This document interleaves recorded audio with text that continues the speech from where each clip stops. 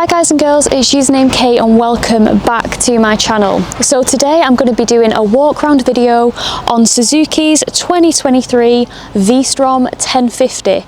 Now this specific bike is the road biased version. There is a 1050 DE model, but for this video specifically we're going to focus on this one. So if you want to hang around and find out about the stats, the features, the dash, what it is like for me to sit on this bike and push it around, then keep watching and I'll roll the intro.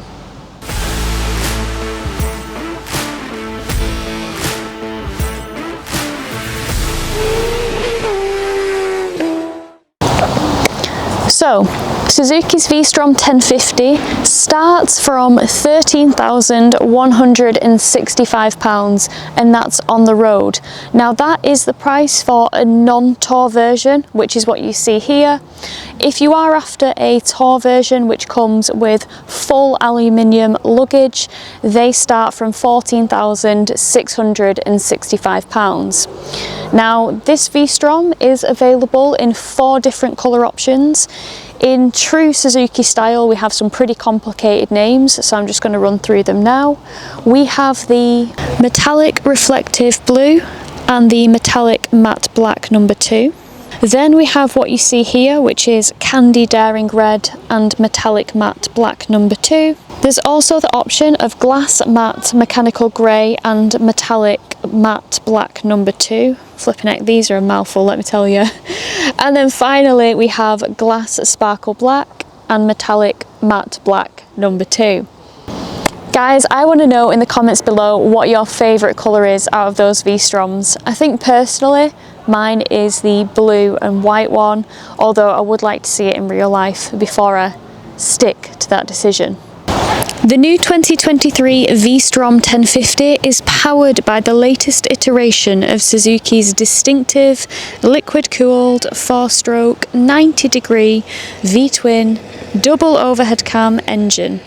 Now the bike sits at 1037cc and produces just shy of 106 brake horsepower and 100 Newton meters of torque. If we take a look at the front brakes on the V-Strom, we have Tokico radially mounted monoblock 4-piston calipers along with 2 310mm floating discs. Now one thing to note about this bike is that the brakes are linked. We do have lean angle sensitive ABS and we have 2 switchable modes on the ABS as well. If we take a look at the front suspension on the bike, we have a fully adjustable 43mm KYB upside down forks, and on the rear we do have a link type monoshock which does have adjustability at the dial. So since this model is not the DE, we have a 19-inch front wheel which is much better for a more road biased ride. The DE has a 21-inch front, but with this as well we've got some more road biased rubber Bridgestone Battle Axe Adventure A41s which make cracking tyres for long journeys and tours. So many of you will be glad to hear that this model comes with cruise control which can be activated from 2nd gear onwards in between 2000 and 7000 RPM, which gives you a nice range of speed that it can just cruise at. So the non-DE model has a lot of things designed for enhanced comfort when putting in those mega miles. For example, we have, like I said, the 19-inch front, we have the cruise control, again, just mentioned. We also have rubber on the foot pegs just to help with vibration damping on that so you don't feel as many vibes through the pegs. We also have a quick shifter and auto blipper for lazy gear changes, which I absolutely love, and we have a screen that is a lot taller than on the D version. We have a screen that is adjustable, but it is only adjustable from the front, so if you want to do it on the fly it's not going to happen unless you've got super long arms. But you just pull this up and then we slide it up and down. I prefer having it on the lowest setting. I kind of like to look over screens as opposed to through them. Oh, and again we have handguards as well, which just help to keep the wind off. Other things that are quite handy from a touring perspective, in terms of visibility, we have LED lights all round, headlight, tail light and indicators. We also have a 12-volt socket along with a USB socket, which is quite nice. That's at the front, and it just ties in nicely with the accessory bar that you get on the V-Strom, which is just great for mounting anything like your phone, your sat-nav, your GoPros. Whatever your heart desires, it'll fit on that accessory bar because it's pretty big. With the bike we have a centre stand, and we also have adjustable levers, which is quite nice when you have baby hands like me. The tank on this, we've got 20 litres, which is definitely respectable for a bike that's designed to go touring. Okay guys, let's have a look at the dash. So there's a lot of reflection. I do apologise about that. But what we see here is 5-inch colour TFT, we have the revs around the outside, we have the miles an hour nice and big there, we have this symbol which signifies that the quick shifter and auto blipper is on, we have our gear indicator nice and big, we have our traction control setting, our power mode setting, of which there are 3, and our ABS setting as well. Above that we have the clock or the time, and then below it we have the fuel bar and we have the range there. Now if we press up and down on the cruise control button, we can see trip 2, we can see trip 1, we can see our odometer and how many miles we have until we need to fill up. We've also got the outdoor air temperature as well and the engine temp. Okay, so if we press the mode button, it selects traction control. If we rotate through these, we can switch it off completely if we desire. We can have it in setting 1, which is the least intrusive without being completely off. We have it in 2. We have it in 3 as well. So 3 is the most intrusive. If we press the mode button again, it takes us to our modes. So we have mode A, which is full power, crisp throttle response. If we press down, it takes us to B, which is more of a street mode or a standard mode. And then if we press down again, we have C, which is more of a rain or a comfort mode. So if we move over to the ABS settings, we have 2 of those. We have ABS setting number 2, and if we press and hold, ABS setting number 1. If we really want to deep dive more into the dash and go a bit deeper, we can press and hold the res button on the cruise control, which takes us into this. So again, we can have this as we're riding because we still have miles an hour, we still have our fuel bar here, we still have our gear indicator. So in the ride category we have RPM set, we have quick shifter set, it's showing that that's on. We have hill hold, which is definitely on because I used it before on a hill. I just applied a bit of pressure to the front brake, more than I normally would, and it just held it nicely until I introduced the revs to set off again. And then we have exit. If we go on info, we've got warning list, we've got when our next service is, and exit. And then we've got settings, so we have brightness, we can control how bright the display is on the screen, so it's currently in bright. We could have it in medium or we could have it in dark, but it's very subtle differences. Day or night, this is where you can change it from black to white. It's kind of what it looks like if it's in the night mode, but I'll just keep it in auto because I like it switching from the 2. Units, so you can input your preferred unit. Say you're going abroad, around Europe, you could pop it in kph.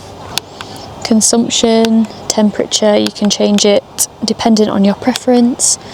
Time and date, I won't change that because it's all set correctly. And then you can put it to its default settings. System info, again that's all hardware, software, device numbers, etc. And then you can exit it. So that is basically everything that you need to know about the Dash.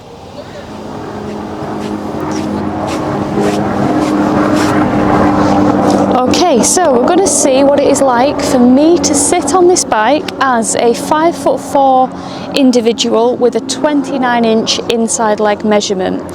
So this bike has a seat height of 855mm, which is the same as the Suzuki 800DE, the V-Strom.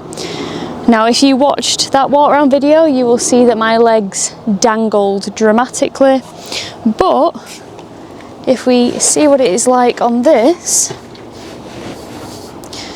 I am sat in the middle of the seat and I have a tippy toe down on both sides. So as you guys know, I only really aim to have one foot down at lights, and if I scotch my bum over I can get a full flat foot. If I'm being quite tentative I can just get a tippy toe down. But yeah, it certainly seems more comparable with my GS, which has a seat height of 850mm. So that's why I was very confused with the 800, because that bike feels more like an 875mm seat height, even though on paper it's 855.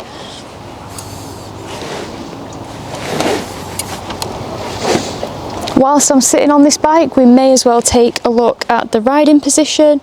So it's a super comfortable riding position. I've got a nice natural relaxed bend in the knee. We do have slightly different bars on this to the 1050DE, which are more aimed at making the bike a bit more comfortable on the long distance journeys.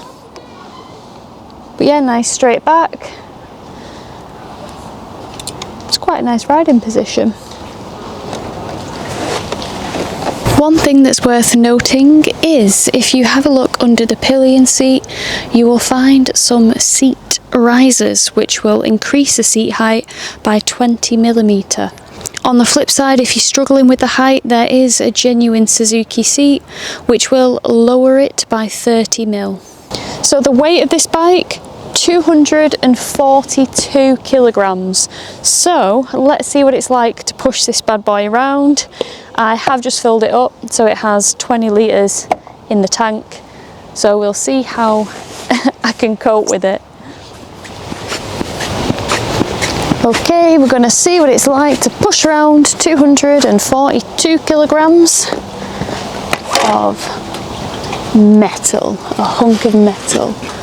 Okay, so it is quite heavy. I will give it that. To push backwards, I mean, a good thing about it is we have a lot of grab rails on the back, but yeah, it is quite a weight, but most adventure bikes are, to be fair.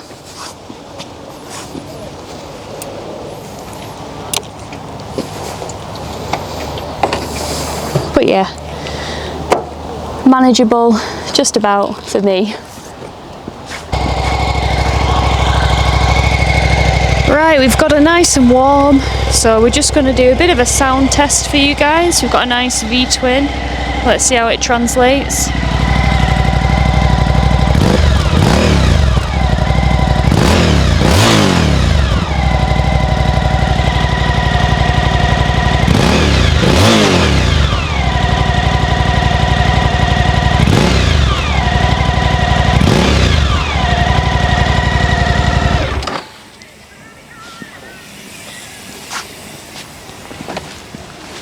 Do you know what? I don't think that sounds all that bad, and I can tell you from experience that it definitely sounds nice under load when going over some nice twisties. Right, that concludes my vlog on the walk round of Suzuki's 2023 V-Strom 1050. Guys, do you think Suzuki have done a proper job with this year's V-Strom, or do you think there's anything missing that you would have liked to have seen on this bike? Do let me know in the comments. If you guys aren't already subscribed, please do consider hitting that subscribe button. I ain't too proud to beg, and it really helps my channel grow. And yeah, until the next time guys, please take care, look after each other and ride safe. See you on the next one.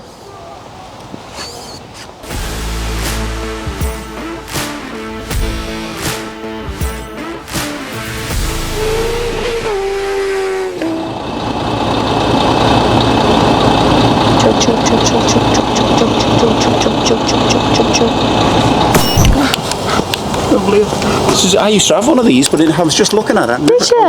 Enough video now. Yeah, I can stop it. I've stopped it, don't worry. You pull that up and then you can English, Kate. Use English. We also have a 12 volt socket. 12 volt sockage. What is a 12 volt sockage?